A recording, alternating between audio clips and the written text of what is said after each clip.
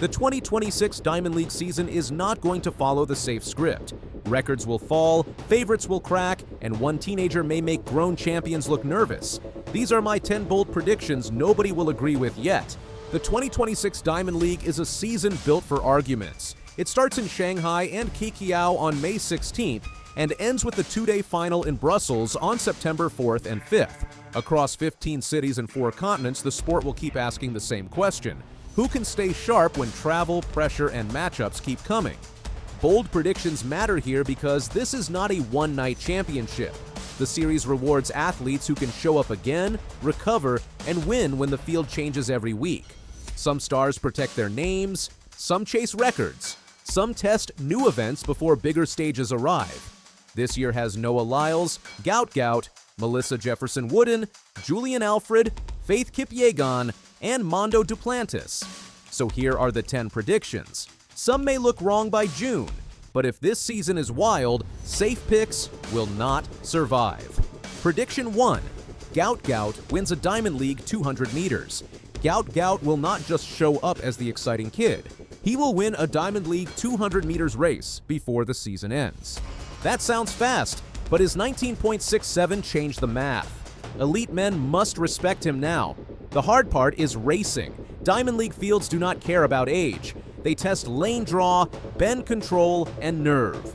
But Gout's advantage is freedom. He has less history to defend than the established names. If he runs loose and gets a clean bend, he can steal a race while veterans are still building. The first win may come on a night when the teenager runs like he has nothing to lose. That is how a sprint story starts. Not with permission, with one lane breaking away. Prediction 2. Lyles loses big before answering. Noah Lyles will lose a major Diamond League 200 meters this season, and people will overreact. Then he will answer later. This is how Lyles' seasons often feel. He draws attention, talks big, and invites pressure. When he loses, fans call it a crisis. Rivals call it a shift. But Lyles has built his career on timing the year, not winning every early headline. The 200 meters is deeper now. Tebogo, Bednarek, Gout, and other threats make every race dangerous. Lyles can run well and still lose if one man catches the right night. That does not mean his season is broken. It means the event is alive. The bold part is this: the loss will help him. It will sharpen the next meeting and remind everyone that Lyles is dangerous when people doubt the crown. Prediction 3. Jefferson-Wooden wins Rome. Alfred wins later. In Rome on June 4th, Melissa Jefferson-Wooden and Julian Alfred meet over 200 meters for the first time. I think Jefferson-Wooden wins that race. The reason is simple. She owns the stronger recent 200-meter proof. Her 21.68 in Tokyo made her world champion and the 4th fastest American woman ever at the distance. In a half-lap race, that finish matters. But Alfred will not disappear. My bold prediction is that Alfred wins the bigger rivalry moment later, likely when they meet again in the 100 meters in Silesia. Alfred's start, power, and Olympic calm still make her brutal over the straight sprint. That split would be perfect for the sport. Jefferson-Wooden controls the 200 meters first. Alfred fires back in the 100.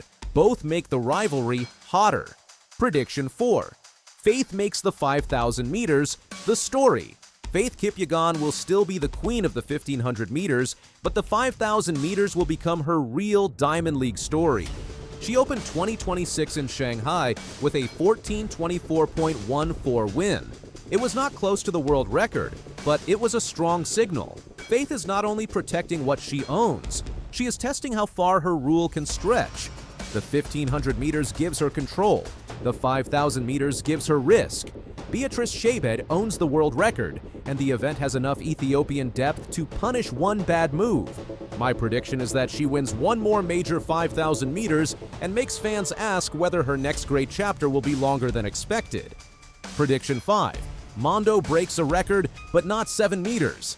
Mondo Duplantis will break the pole vault world record again in 2026, but he will not clear 7 meters. That may sound safe because Mondo breaks records so often, but it is still hard. His 6.31 already sits in rare air. One more centimeter needs the right runway, pole, body, and crowd. 7 meters is a different world. It is 69 centimeters above 6.31. That is not one step. That is a wall. Mondo is the only vaulter who can make people talk about it without laughing, but this year feels more like a 6.32 or 6.33 season than a 7.00 season. The record chase will keep selling tickets, but the bar at 7 meters will still be waiting. Prediction 6. Keely controls the 800-meter moment. The women's 800 meters is getting crowded with big names and fresh stories, but Keely Hodgkinson will still control the main Diamond League race when it matters. She has the speed, the racing brain, and the championship weight. Her indoor world record at 154.87 proved she can still move the event forward, but the bigger point is how she races. She does not panic when the pace is honest. She knows when to cover a move and when to wait.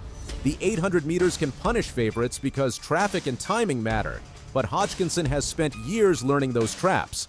My prediction is that another runner grabs headlines early, but Keely takes the season's most important Diamond League 800-meter moment. Prediction 7. Men's sprinting becomes a mess. The men's sprint story will not belong to Noah Lyles alone this season. That is not an insult. It is the truth of the field.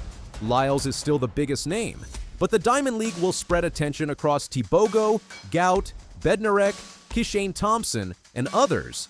Some will race the 100, some will chase the 200, some will avoid direct clashes until the right night.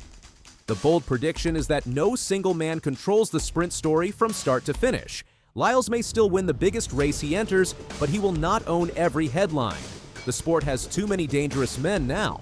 That means the final sprint rankings may stay messy. Prediction 8. A distance race steals a whole meet. At least once, a distance race will steal attention from the sprints and field events. That could be faith in the 5,000 meters, it could be a brutal 1,500 meters with a late kick, it could be a men's 3,000 meters or 5,000 meters where the pace turns honest early. The Diamond League often sells stars, but distance races can take over when the field commits to pain from the start. A great sprint lasts seconds. A great distance race builds fear lap by lap. You can feel the pack shrinking, you can watch one athlete break and another survive. My prediction is that one distance race becomes the most replayed clip of a meet, not because of a record, but because the final lap feels like a fight nobody wanted to lose. Prediction 9. Prize money changes race choices. The new Diamond Plus prize structure will matter more than people think. More events now carry higher payouts, with bigger rewards at regular meetings and in Brussels. That money will not make athletes reckless, but it will change choices. Some stars will race one more meet than expected, some will chase points more seriously, some will enter events that give them the best chance to earn and build toward the final. In a sport where athletes manage travel, appearance fees, and injury risk, money changes planning.